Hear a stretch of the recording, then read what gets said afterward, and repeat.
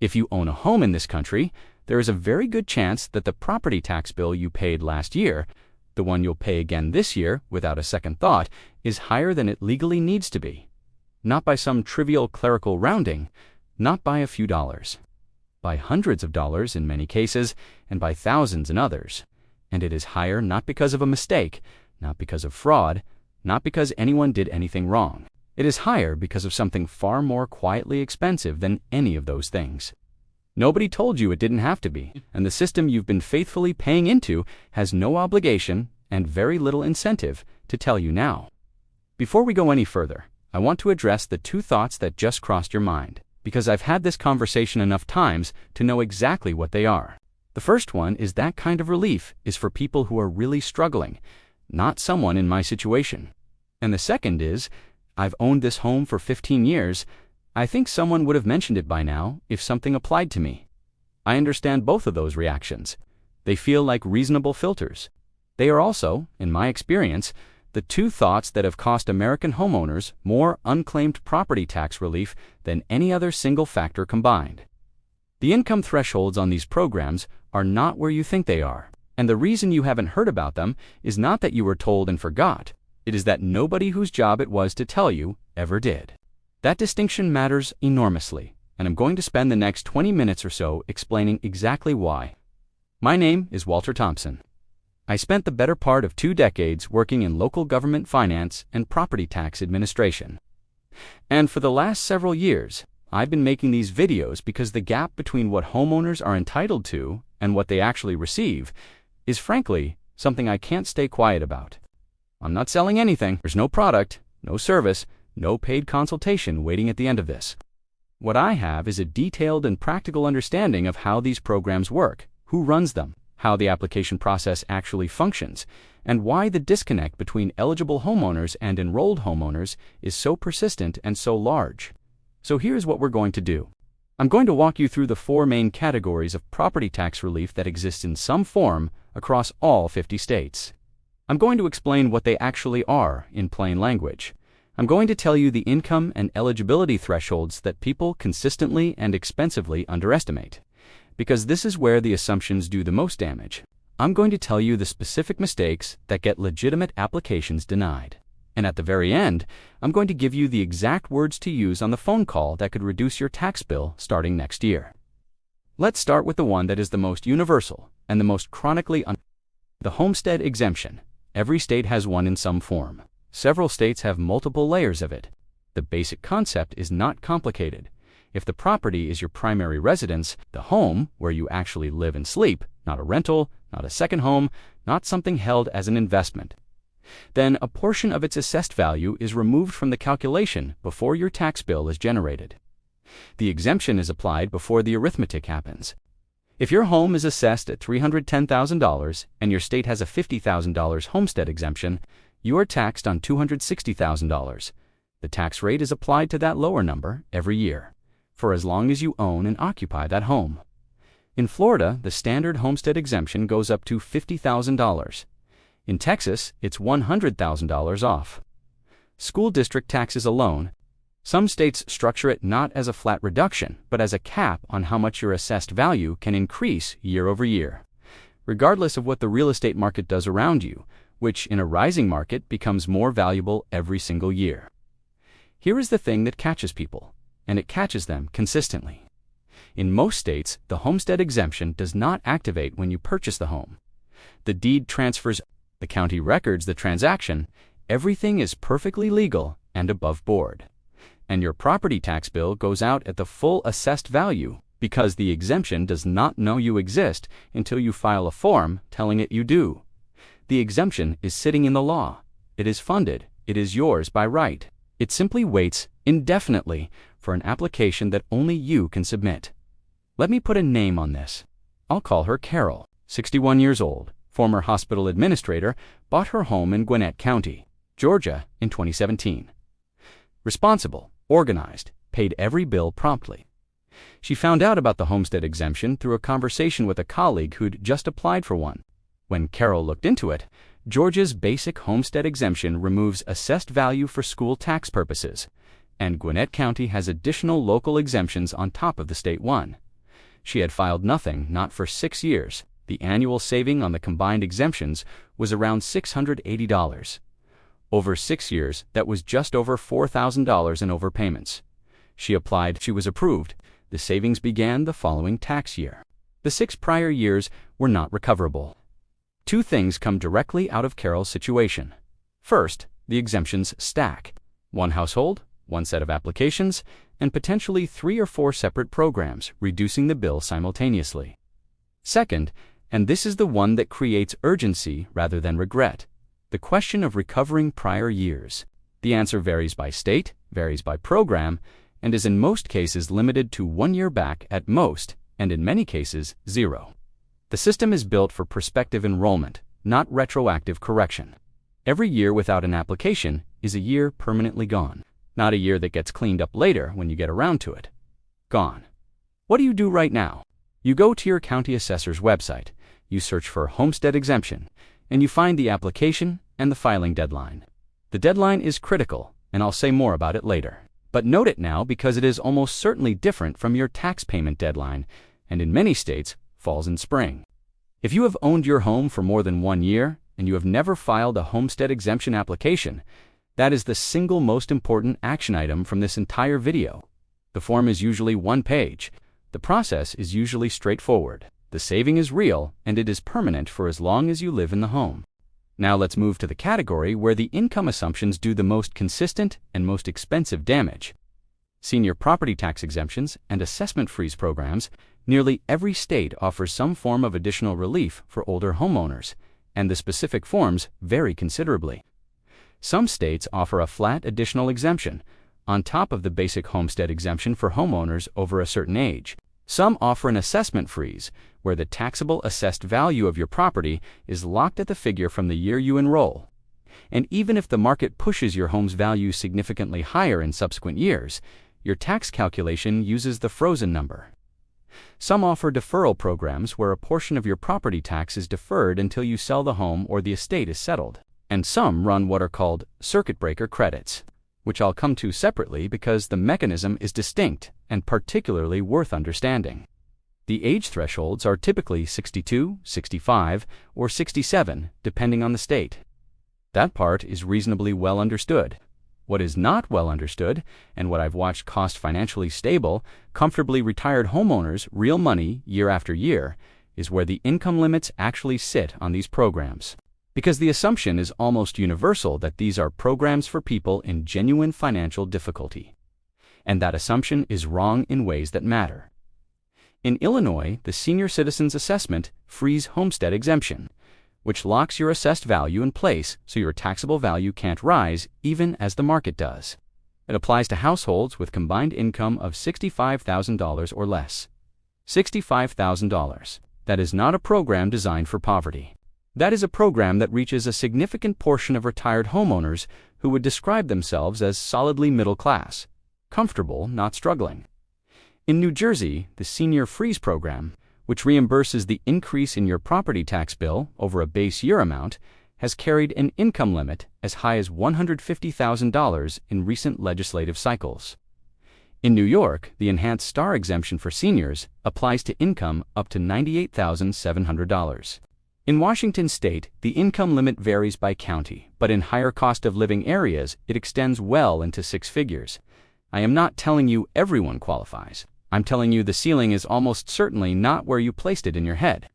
And the only way to find out where it actually sits, in your state, in your county, under the specific program that applies to your circumstances, is to look it up. The assumption has cost people I've spoken with over the years thousands of dollars. The looking up costs 20 minutes. I'll give you a person for this. I'll call him Gary, 68 years old, retired high school principal, owns a home in Lake County, Illinois that he's been in since 1996, pension plus Social Security, combined household income with his wife of around $54,000. He'd heard the word senior property tax exemption at some point and had written it off. His assumption was that the income limit was somewhere around $30,000. Maybe $35,000, and that he and his wife were well above it. When his daughter, who'd watched one of my earlier videos, mentioned it to him and he actually looked up the number, he found the freeze program limit was $65,000. He was $11,000 under it. He enrolled, the assessed value of his home was locked. The following year, when Lake County assessments rose across most of his area, his taxable value stayed flat. His saving that year was just over $900. The year after, as values continued upward, the effective saving was larger. He had been eligible for 3 years before he applied. None of those years were recoverable. The saving going forward is permanent, for as long as he qualifies and remains enrolled. The assessment freeze is worth understanding as a concept because its financial value is not fixed. In a flat real estate market, it saves you a modest amount. In a rising market, it saves you more every single year, compounding quietly in your favor. A freeze enrolled at 65 in a neighborhood where home values continue to appreciate over a 15 or 20-year retirement is worth a very large cumulative number. The earlier you apply, the more years the freeze protects you. Waiting costs money in a way that's invisible until you calculate it. The circuit breaker programs work differently from exemptions and freezes, and they deserve their own explanation because the mechanism is not obvious and because people miss them in an entirely different way. A circuit breaker credit does not reduce your assessed value. It does not freeze anything. What it does is look at the relationship between your property tax burden and your income. And if your property taxes exceed a defined percentage of your income, the state steps in to cover some or all of the excess. The name comes from electrical engineering. Property tax shouldn't trip the circuit of what a household on a fixed income can reasonably sustain. Minnesota's homestead credit refund is one of the more generous versions, capable of returning several $1,000s to qualifying homeowners in a given year. Michigan's homestead property tax credit works similarly. Illinois has circuit breaker components embedded within its broader senior programs. Here is the critical detail about circuit breaker programs that causes them to be missed. In several states, they are claimed on your state income tax return, not through a separate application to the county assessor. That means the person most likely to help you claim it is your tax preparer. And if your tax preparer doesn't know to ask how much property tax you paid last year, the credit just doesn't happen. The question to ask your preparer, specifically and directly, is this: is there a property tax circuit breaker, credit, or homestead property tax credit available in our state that should be appearing on my return? And did you account for the amount I paid in property taxes last year? If they pause before answering, you've learned something useful. Now, the third category, and this is the one where the gap between eligibility and enrollment is, in my experience, the most extreme of any program that exists in this space. Veteran property tax exemptions. If you served in the United States military and you own a home, there is a property tax exemption available to you. In some states, for veterans with a service-connected disability rated at 100% by the VA, that exemption eliminates the property tax bill entirely. In Texas, a 100% VA disability rating means zero property tax on the primary residence. Zero, for life. Florida offers the same. In Illinois, veterans with a service-connected disability receive exemptions scaled to their rating.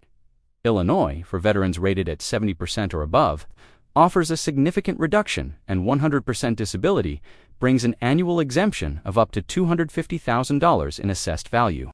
California's disabled veterans exemption can remove over $224,000 in assessed value for qualifying veterans.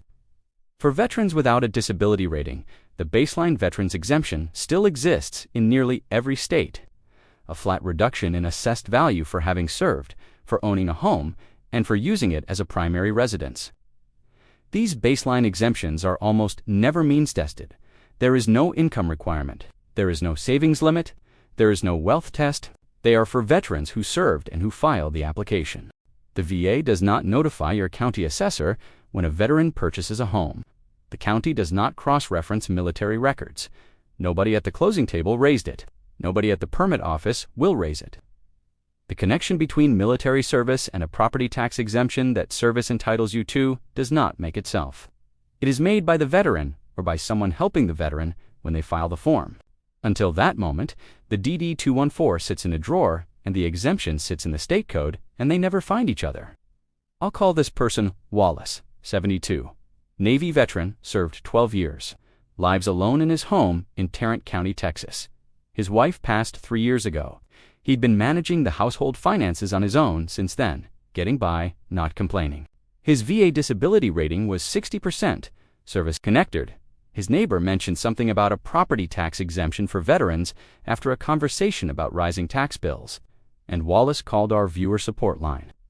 When we walked him through it, he had never filed for the veterans exemption, the over 65 exemption, or the school district tax ceiling that Texas provides for seniors.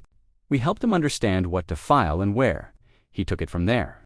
His annual property tax bill dropped by just under $2,400. He'd owned that home for 9 years as a veteran. For 4 of those 9 years, he'd also been over 65. The prior years were not recoverable.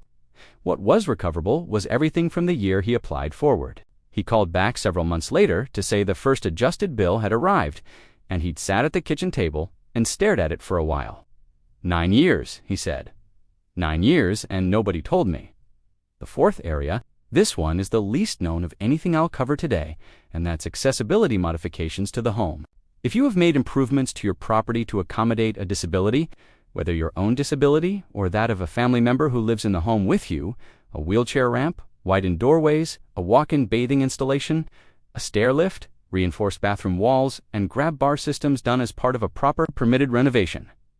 A number of states explicitly exclude those modifications from the reassessment calculation.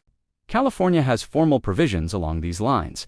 Several other states have assessment exclusions or hardship-based adjustment processes that cover similar ground. The improvement is made, the home becomes genuinely more functional, and the taxable assessed value does not rise because the legislature determined that modifying a home for a disability is categorically different from improving it for luxury or investment purposes. Nobody at the permit office will tell you this. Your contractor will not raise it. It is in the tax code. It applies to work that is being done on homes across this country every single day. And it is claimed at a rate that is essentially invisible. If you have made or are about to make accessibility modifications to your home, one phone call to your county assessor's office before or immediately after the work is permitted, asking specifically whether accessibility modifications are excludable from reassessment, is an entirely worthwhile 20 minutes. The worst answer you get is no. The best answer saves you money for years. Now let me cover the 2 mistakes that disqualify legitimate applicants, because qualifying is necessary but not sufficient. The paperwork has to support the qualification, and there are 2 specific ways that falls apart. The first is residency documentation inconsistency. Every homestead-based program, every senior exemption, and virtually every veteran exemption requires the property to be your primary residence. Assessor offices verify this. What they look for are inconsistencies between what you claim and what the records show. A driver's license registered to a different address, a vehicle registered in a different county, a utility account, a library card. Any piece of documentation anywhere that could be read as suggesting your primary residence might be somewhere other than the property you're filing for.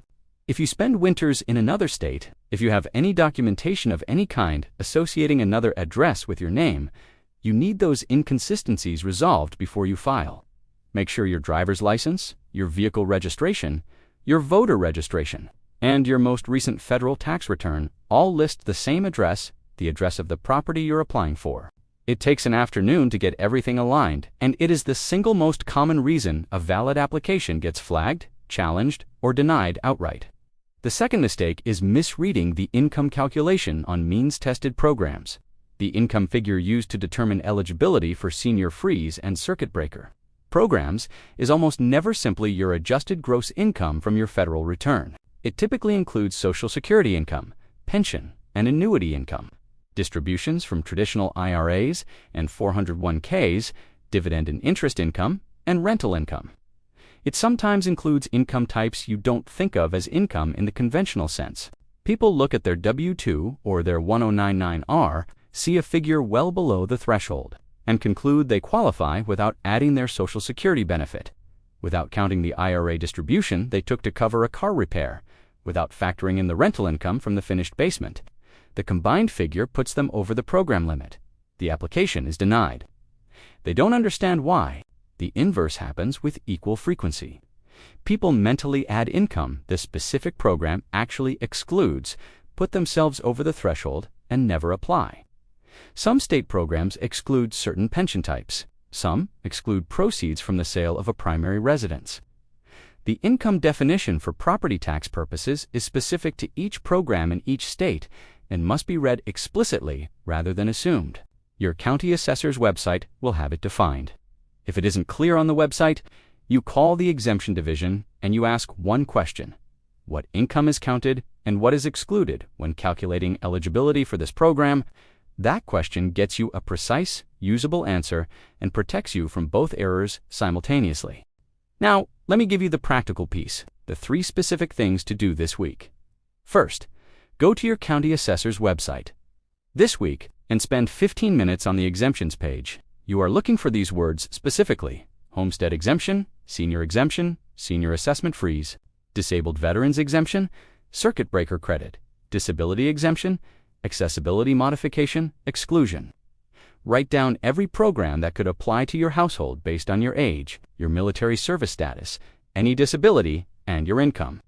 Note the income thresholds, the age requirements, the required documents, and most importantly, the filing deadline. The deadline for property tax exemptions is not the same as your tax payment deadline. In many states, it falls in spring. In others, it's in late winter. In some jurisdictions, it's in the fall. Missing it means waiting 12 full months. Put the deadline in your calendar before you close the browser. Second, call the exemptions division of your county assessor's office, not the general line. Ask specifically for the exemptions or taxpayer assistance division. When someone picks up, say this: I want to make sure I'm receiving every property tax exemption I'm entitled to. I own and occupy my primary residence in this county. I'm also, and here you fill in whatever is true, over 65, a veteran, a disabled homeowner, all of the above, and I'd like someone to walk me through the programs I might qualify for and confirm whether I'm currently enrolled in any of them. That sentence, said calmly and specifically, is the most productive thing you can say in that conversation. The staff who handle exemption inquiries are generally not adversarial. They process paperwork. A caller who knows programs exist and wants to verify enrollment is a caller they can actually help. Third, pull your most recent detailed property tax bill, not the payment receipt, but the actual bill that shows line items, and look at whether any exemptions are currently applied to your account. Verify that the amounts listed match what you believe you enrolled in. Exemption amounts get entered incorrectly. They get dropped from accounts during reassessment cycles without any notice to the homeowner. People who enrolled in a senior freeze or a veteran's exemption years ago sometimes find it has quietly disappeared from their account, following a database update or a change in the assessment system, and they don't discover it until they compare the new bill to the old one and notice the number moved in the wrong direction. If anything looks incorrect, or if you expected to see an exemption and it isn't there, you call the assessor's office and ask them to pull up the exemptions on file for your account. 3 actions. Roughly 45 minutes total across all of them.